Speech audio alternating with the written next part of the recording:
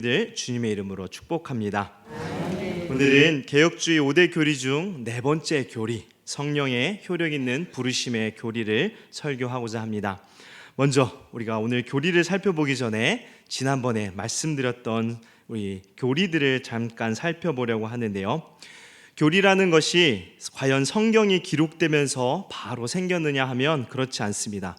교리가 생기게 된 이유는 바로 이단과의 논쟁 때문이죠.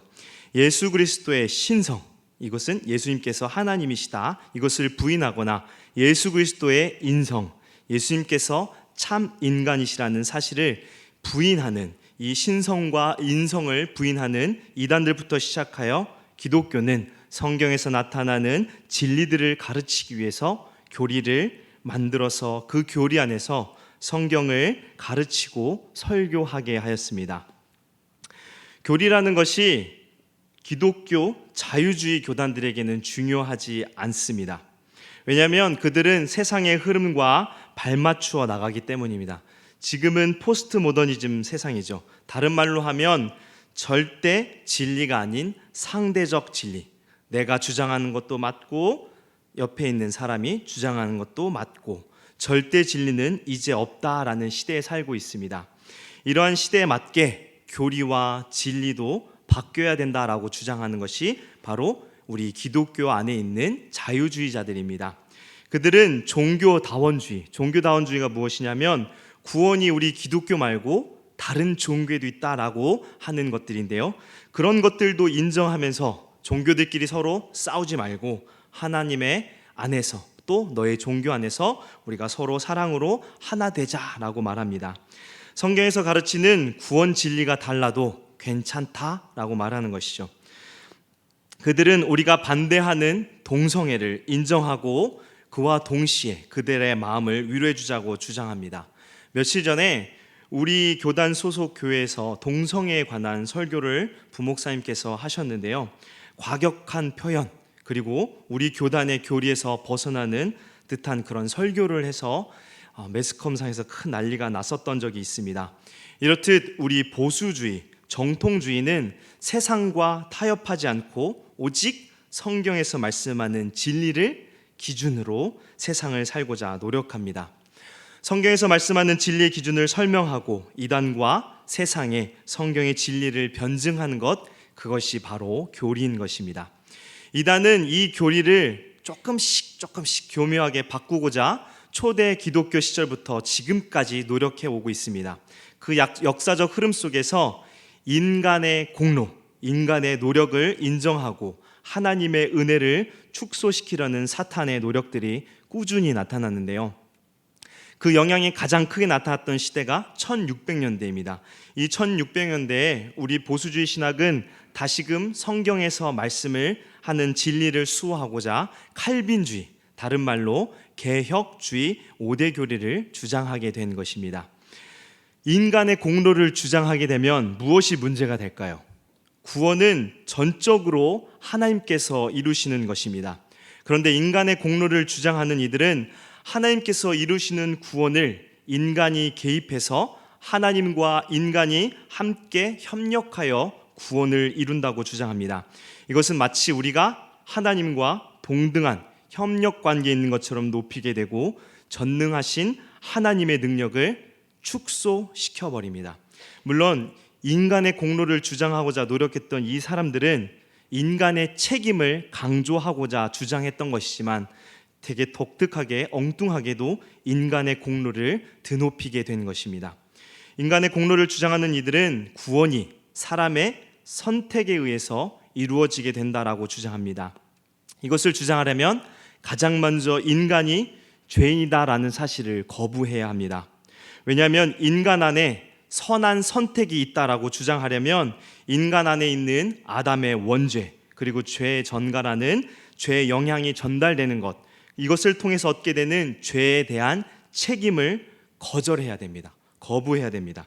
그래야 선한 행위를 할 수 있기 때문이죠. 인간의 선한 행위를 강조한 이들은 하나님께서는 누구는 택하시고 누구는 버리셨다라는 선택과 유기의 교리는 버려버리고 구원을 얻고 영원한 형벌을 얻게 되는 것은 전적으로 인간의 책임, 어떻게 선택했느냐의 결과라고 주장합니다. 우리는 이들의 주장과는 달리 인간은 죄인이다라고 말합니다. 성경은 그것을 분명하게 말씀합니다. 그렇지 않습니까? 지지하죠? 아멘. 네. 대답을 안 하시면 저만 이 교리를 믿는 것 같이. 자, 모세도 다윗도 바울도 모든 인간은 죄인이라고 성경에서 말씀하고 있습니다. 그러므로 우리는 모든 인간이 죄인이기 때문에 아무도 하나님께서는 기뻐하시는 의로운 모습으로 살 수 없다는 교리를 믿습니다. 이것이 개혁주의 5대 교리 첫 번째인 전적 타락 교리입니다. 우리는 모두 영적으로나 육적으로나 타락했고 아무도 선한 일을 행할 능력이 없다. 그리고 인간이 타락했기 때문에 우리는 선한 선택을 절대로 할 수가 없습니다. 그렇다면 우리가 어떻게 구원에 이를 수 있을까요? 하나님께서 미리 정하시고 택한 사람이 있고 그 사람이 하나님께서 원하시는 적당한 때에 하나님의 부르심으로 구원에 이르게 되었다는 교리를 우리는 믿고 받아들입니다. 그 택함 받은 사람은 무언가 선한 행위를 했기 때문에 내지는 잘났거나 잘생겼거나 돈이 많거나 집안이 좋아서 그들이 택함 받은 것이 아니라 아무 조건 없이 선택받았다는 교리, 이것이 바로 무조건적 선택 교리인데요, 우리는 이 무조건적 선택 교리를 믿습니다. 이것이 5대 교리 중에 두 번째 교리입니다. 그러나 인간의 공로를 주장하는 사람들은 하나님께서 선택하셨다면 분명 그 사람이 선한 행동을 하실 것을 아셨기에, 그가 구원을 위해 열심히 잘 살 것을 아셨기에 하나님께서 그를 선택했다라고 주장합니다.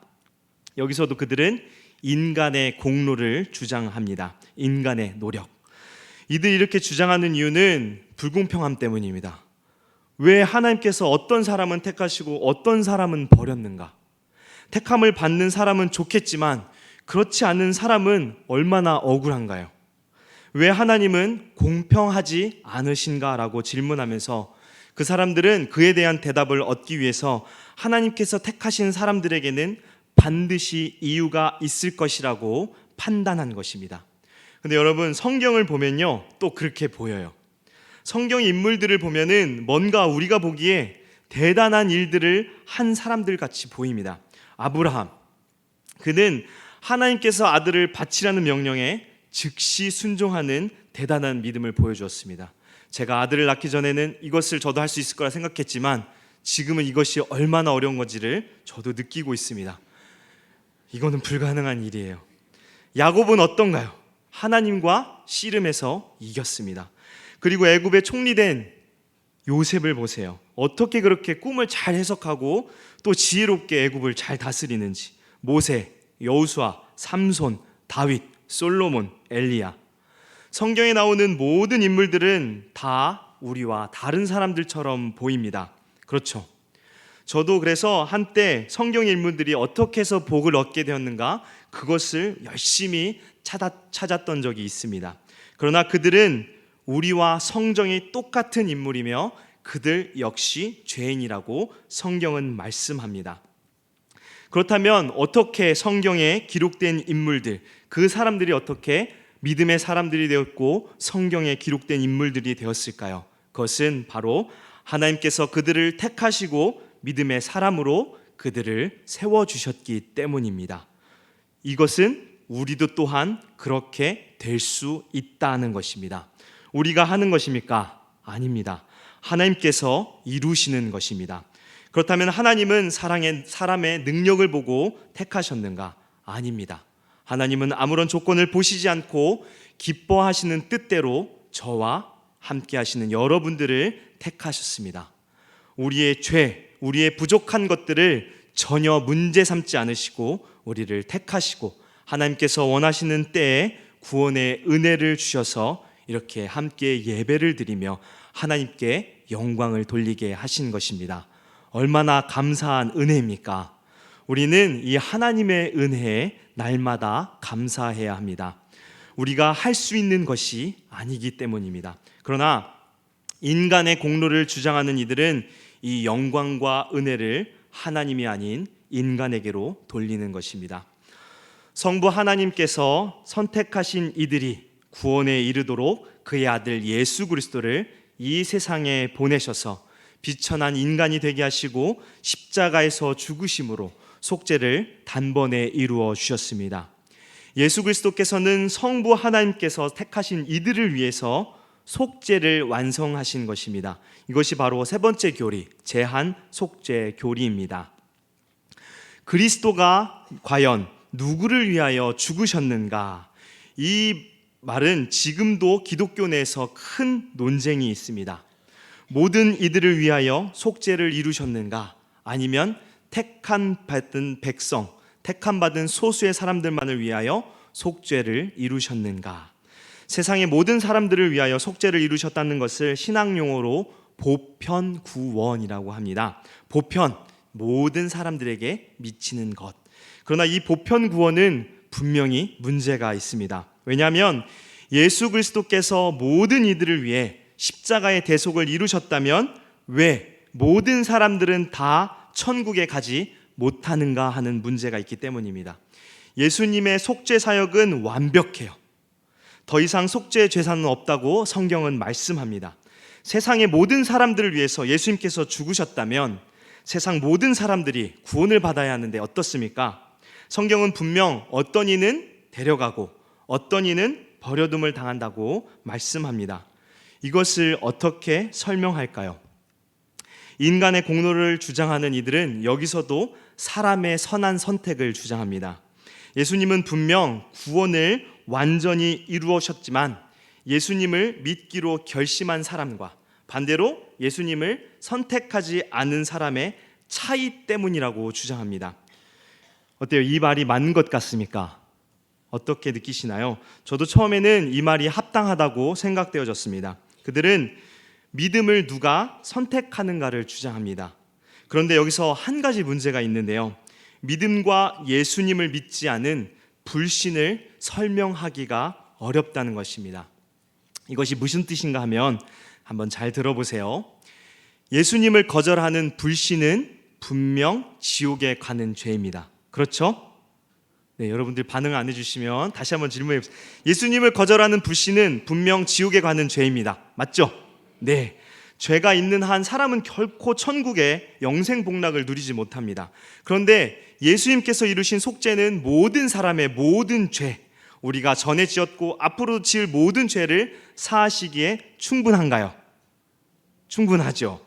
그렇다면 예수님께서 이루신 이 속죄 안에 예수님을 거절하는 이 불신의 죄를 사는 것도 포함이 돼야 되지 않겠습니까? 그렇죠? 포함이 될까요? 안 될까요? 애매해지기 시작하죠. 어렵죠. 예수님께서 이루신 속죄는 이 불신의 죄까지도 다 사해줄 수 있는 효력이 있습니다. 다 포함되는 거예요. 예수님께서는 우리 인류의 모든 죄를 사하시기에 충분합니다. 그러면 예수 그리스도를 선택하지 않는 불신의 죄도 사함을 받아야 하는데 어떻습니까? 거절하는 사람은 사함을 받지 못하고 다른 죄는 다 사함을 받을 수 있다면 예수님께서 해결하지 못하는 죄가 있다라고 결국에는 말할 수밖에 없는 것입니다. 그렇기 때문에 보편 구원을 주장하는 이들의 논리는 모순이 되는 것입니다. 예수님께서 모든 사람의 죄를 사하였다고 하면서 왜 모든 사람이 구원을 얻지 못했는가라는 질문을 하면 이 인간의 공로를 주장하는 그들은 예수 그리스도 믿기를 거절하였기 때문이다라고 합니다. 그러면 예수 그리스도가 모든 죄를 사한 것이 아니게 되죠. 예수 그리스도의 죄사함이 부족함이 있다라고 그들은 결국 말할 수밖에 없는 것입니다. 그렇게 이 주장은 모든 사람의 죄를 위하여 죽으셨다는 이 논리는 결코 성경적이지 못합니다. 성경은 어떻게 말씀합니까? 마태복음 1장 21절에 이렇게 말씀합니다. 그가, 예수 그리스도가 자기 백성을 택함 받은 성도 그들의 죄에서 구원할 자이심이라고 말씀합니다. 예수님은 분명 자기의 택함 받은 백성을 위하여 죽으셨고 구원을 이루어 주셨습니다. 우리는 그 택함 받은 백성 안에 하나님께서 기쁘게 선택받은 자들에 포함되는 축복을 누리고 있는 것입니다. 할렐루야, 아멘. 네, 세 가지 교리를 설명하는데 조금 시간이 흘렀죠. 그런데 이 세 가지 교리를 잘 기억하고 있어야 우리가 오늘 설명하는 네 번째 교리를 바르게 이해할 수 있습니다. 이제 네 번째 교리입니다.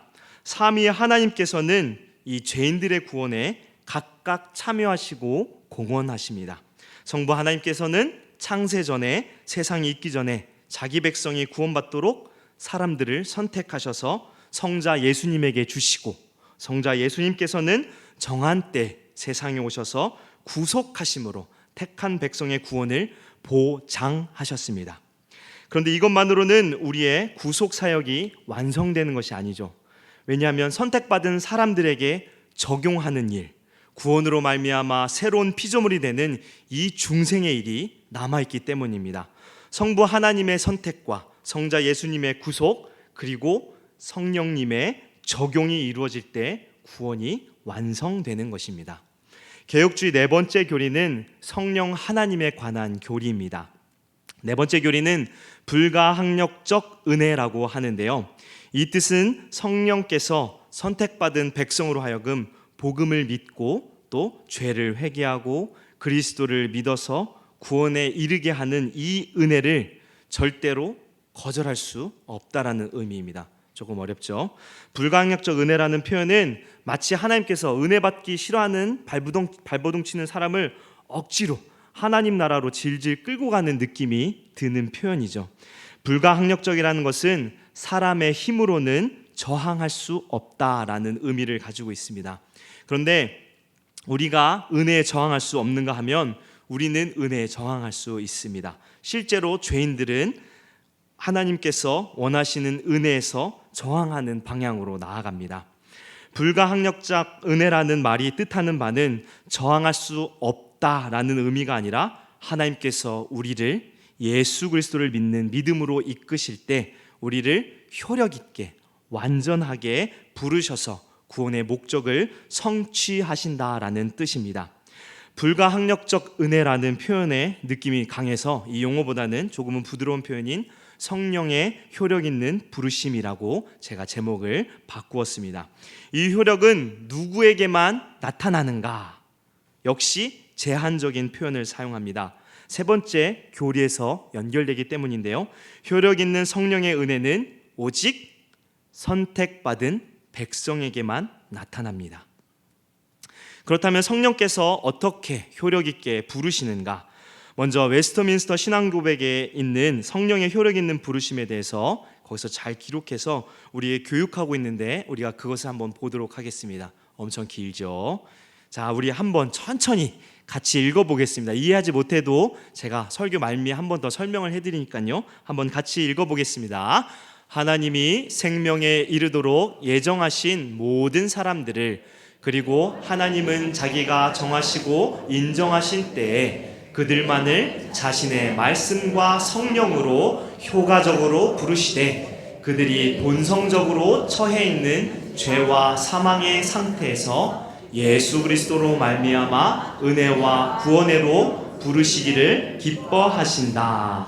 또한 하나님의 일들을 이해하도록 그들의 마음을 영적으로 그리고 구원에 이르도록 조명하시며 그들의 돌 같은 마음을 제거하시고 그들에게 살 같은 마음을 주시며 그들의 의지를 새롭게 하시고 하나님의 전능하신 능력으로 그들이 선한 것을 결정하게 하시며 그리고 그들을 예수 그리스도에게로 유효하게 이끄신다. 그렇지만 그들은 하나님의 은혜로 말미암아 기꺼이 나오기 때문에 그들은 가장 자유롭게 나아오는 것이다. 네, 읽고 나서 이해하기 조금 어려우실 겁니다. 이따가 제가 한 번 더 설명을 해드릴게요. 엄청 길죠? 이 성령의 효력 있는 은혜를 설명하기 위해서 상당히 많은 단어들을 사용하여 긴 문장으로 표현했습니다. 왜 이렇게 길게 어렵게 표현했는가 하면 성령의 사역을 정확하게 우리가 알아야 되기 때문입니다. 성령께서 우리 가운데 역사하시는 가장 큰 목적은 바로 택하신 백성을 구원하기 위함입니다. 분명하게 다시 말씀드리지만 성령의 사역은 성부 하나님과 성자 예수님의 행위에서 절대로 벗어나지 않습니다. 무슨 뜻인가 하면 반드시 성부 하나님께서 택하신 백성들에게 성자 예수님의 구속을 성령께서 효력 있게 나타내신다는 것입니다. 어떻게 그 효력을 나타내는가? 이 신비를 오늘 우리가 완전히 알 수는 없지만 성경에서 말씀하시는 허락의 범위 안에서 우리가 바르게 이해하고자 합니다. 한 가지 예화를 드리려고 하는데요. 제가 이전에 사역했던 교회에서 일본에 단기 선교를 다녀왔었습니다. 우리 교회에서처럼 선교지를 탐색하고 선교를 가게 되었는데요. 저는 단기 선교팀과 후쿠오카에 다녀왔습니다.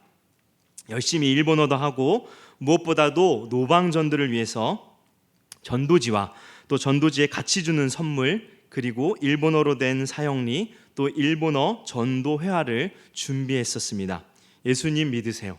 예수사마오 신지테 구다사이. 이걸 엄청 많이 했었습니다. 얼마나 많이 했는지 지금도 기억이 날 정도예요. 그리고 예수님은 당신을 사랑하십니다. 또 많이 외치고 또 찬양도 많이 했습니다. 그런데 일본 사람들의 반응이 어땠을까요? 우리나라에서 전도하는 것보다 훨씬 더 어렵습니다. 일본 사람들은 이 눈도 마주치지 않으려고 했고요. 저희가 이제 그 당시 선물 이제 마스크팩하고 이 맥심 커피 믹스를 전도지하고 함께 주었는데요. 그 당시 일본에서는 우리나라 마스크팩이 엄청나게 인기가 많았습니다. 그리고 또 맥심 커피도 그렇게 좋아하더라고요. 그래서 그런 선물들을 같이 묶어서 전도지랑 주는데도 거들떠도 보지 않습니다. 그 중에 몇몇 사람들은 받아도 전도지는 바로 버리고 마스크팩하고 맥심 커피만 가져가는 거예요. 전도지를 받아주는 사람들도 표정에 변화가 없고 그냥 로봇처럼 받아만 갔습니다. 참고로 일본의 인구들 중에 그리스도인의 인구는 전체 인구의 1%도 안 된다고 합니다. 이런 일본에서 이틀 정도 노방전도를 하니까요, 자신도 없고 이것으로 무슨 효과가 있을까 하는 걱정과 절망이 점점 넘쳐나게 되었습니다. 그때 이제 저희를 도우러 오신 일본인 목사님이 오셨는데요. 그분이 저에게 이런 말씀을 하셨습니다. 그 목사님께서 어떻게 구원을 얻고 신학을 공부해서 목사님이 되셨는가? 바로 우리들이 주는 그 전도지로 그분께서 예수 그리스도를 영접하게 되었고 목사님이 되셨다라고 우리에게 도전을 주는 것입니다. 일본인 목사님께서는 아무 생각 없이 그 전도지를 받았는데 그 전도지를 집에 가서 버려야지 하는 마음으로 꾸깃꾸깃해서 주머니에 넣고 그냥 갔다고 합니다. 그리고 집에 가서 버리려다가 이 전도지가 뭐가 써있나 하고 봤대요. 거기에 요한복음 3장 16절 하나님이 세상을 이처럼 사랑하사 독생자를 주셨으니 이는 그를 믿는 자마다 멸망하지 않고 영생 얻게 하려 하심이라. 이 구절하고요, 로마서 3장 23절 모든 사람이 죄를 범하였음에 하나님의 영광에 이르지 못하더니. 이 두 구절이 있더랍니다. 전도지에서 이 두 구절을 목사님께서는 한 3번 정도 읽어보시고 변화를 받았느냐? 아니요. 구겨가지고 쓰레기통에 버렸대요. 그런데 그날 밤에 잠을 자려고 하는데 잠이 오지 않더랍니다. 말씀 구절이 계속해서 생각이 나더래요. 그래서 나를 꼬박 새고 그 목사님께서 다음날 교회 가가지고 전도지에 기록된 말씀들을 물어보고 성경을 사서 읽고 그래서 그리스도인이 된 후에 목사가 되었다고 말씀합니다. 전도지가 능력이 있어서 그 일본인 목사님을 변화시킨 것일까요? 아닙니다. 성령께서 성부 하나님의 정하신 때에 하나님께서 택하신 일본인 그 목사님을 구원으로 부르셔서 그분의 돌같은 부패한 영혼을 새롭게 하신 것입니다. 성령께서 효력 있는 은혜의 역사는 참으로 놀랍습니다.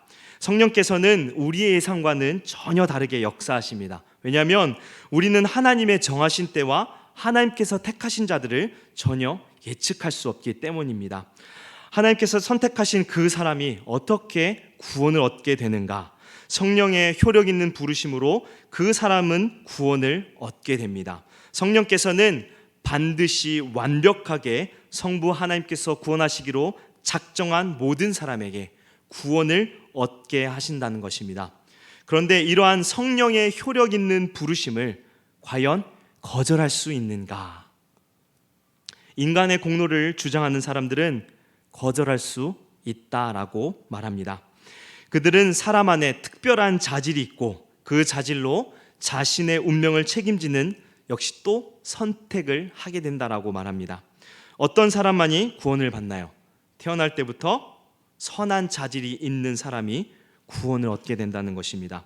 이렇게 얘기한다면 어떻게 십자가에 매달리신 예수님의 그 우편 강도가 구원을 얻을 수 있었을까요? 그는 강도인데 과연 선한 양심이 있었을까요? 선한 자질이 있었다면 어찌 십자가 처형을 당하는 그 상황까지 간 것입니까?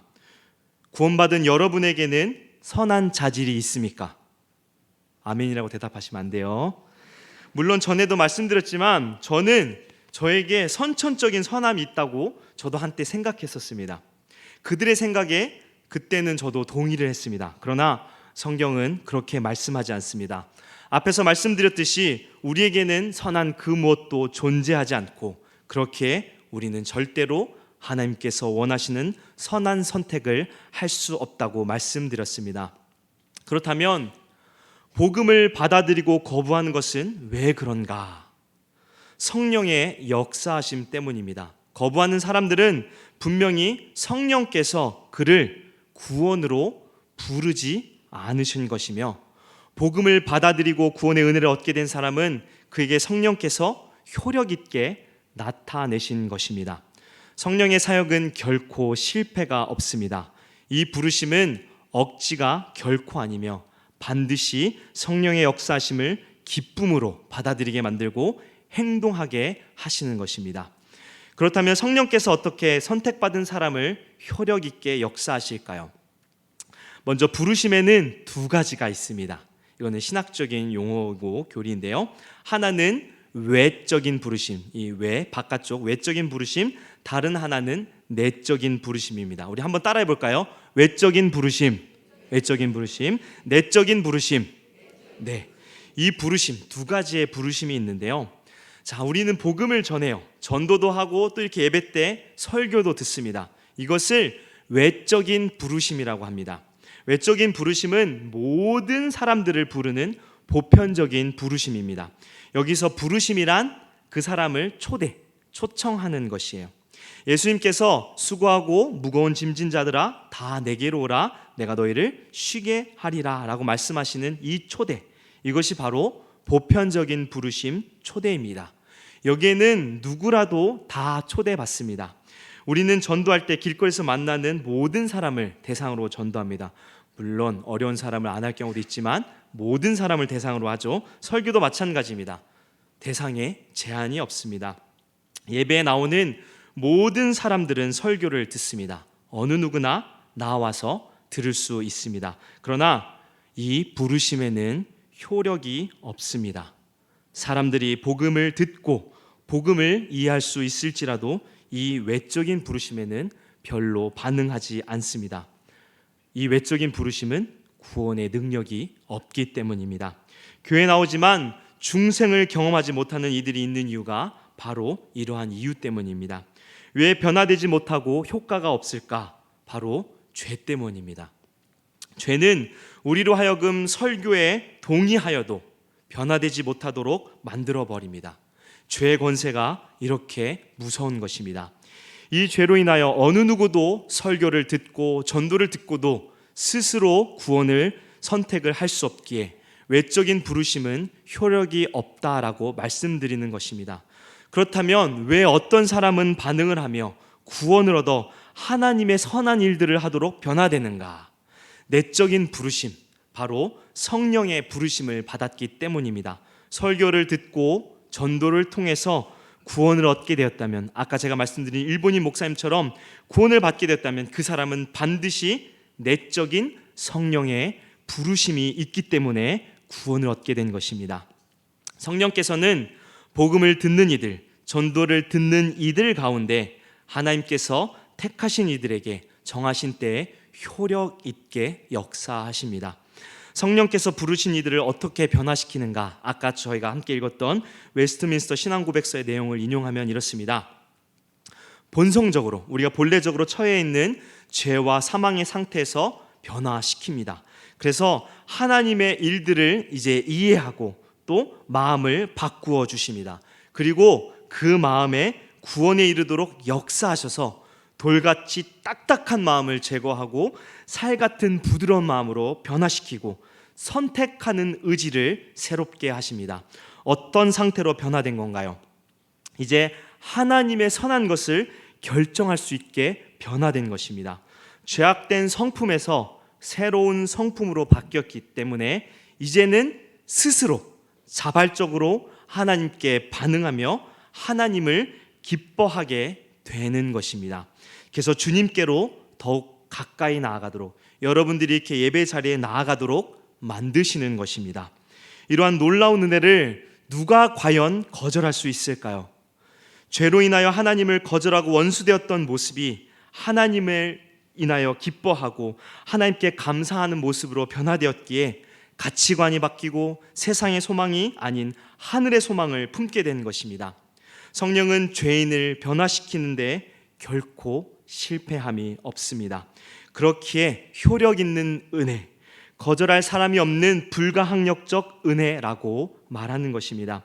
이 놀라운 하나님의 완벽한 사역에 대하여 오늘 함께 읽은 이사야 말씀은 어떻게 증거하나요? 우리 이사야 말씀 우리 다시 한번 읽어보겠습니다. 함께 읽겠습니다.